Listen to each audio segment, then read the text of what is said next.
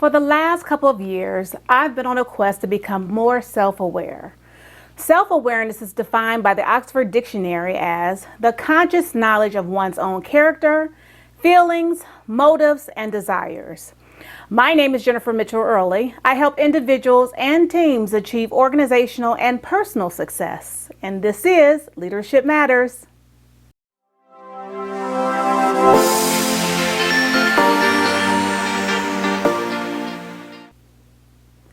The ability to be self-aware, to see yourself clearly and objectively through reflection and introspection, is a virtuous endeavor, but one, in my opinion, that is particularly critical for individuals who hold leadership positions, formal or informal.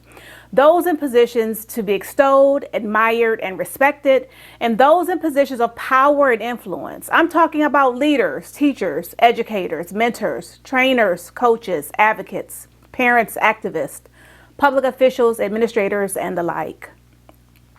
According to the Forbes article, Great Leadership Starts with Self-Awareness by Chinwe Isame, self-awareness has been cited as the most important capability for leaders to develop. According to the authors of How to Become a Better Leader, which was published in the MIT Sloan Management Review, successful leaders know where their natural inclinations lie and use this knowledge to boost those inclinations or compensate for them. Another study also found that self-awareness impacts companies' bottom lines. For example, in a study of the stock performance of 486 publicly traded companies, Korn Ferry International found that companies with strong financial performance tend to have employees with higher levels of self-awareness than poorly performing companies. Yet, self-awareness seems to be in short supply among leaders. While women in executive level management positions tend to exhibit more self-awareness than men in the same positions, the overall percentages suggest there is much opportunity for growth in this area. In a study of 17,000 individuals worldwide, the Hay Group research found that 19% of women executives interviewed exhibited self-awareness as compared to 4% of their male counterparts. So for all of my leaders out there, Chinwe Isame, Managing Director and Chief Anti-Bribery Officer at Citigroup, where she oversees the firm's global anti-bribery program, offers the following tips on how to be more self-aware. 1, knowing you. The one constant factor in all your endeavors is you. Understanding yourself is therefore paramount. Dr. Travis Bradberry, author of Emotional Intelligence 2.0, describes self-awareness as one of the core components of emotional intelligence. He defines emotional intelligence as your ability to recognize and understand emotions in yourself and others, and your ability to use this awareness to manage your behavior and relationships. Self-awareness is empowering because it arms you with knowledge and enables you to make better choices to change or grow. 2, identify external factors. Identify what factors, triggers, or indicators, both negative and positive, prompt others' behaviors towards you. Why do you do the things you do, and how do others respond? How do you respond in turn, and why do you react the way that you do? What is the impact of culture on your perspective and others' perceptions?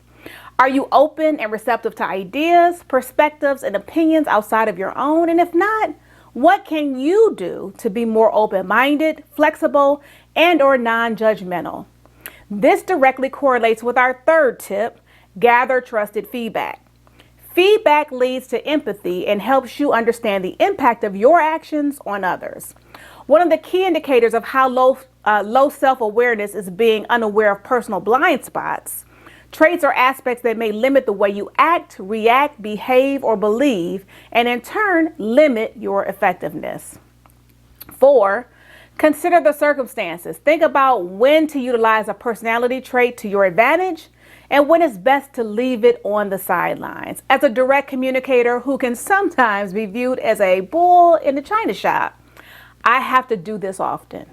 According to the MIT study, most self-aware CEOs learn to identify their outlier tendencies and adjusted their behavior in order to change the way they were perceived. They didn't undergo an entire personality overhaul. Rather, they learned how to be themselves, but with more skill.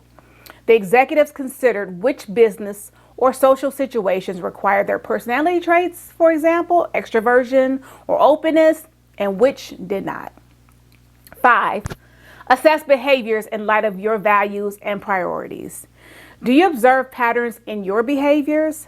Assess those patterns in light of what is important to you, what drives you, and who you want to be. Be honest in assessing competing priorities.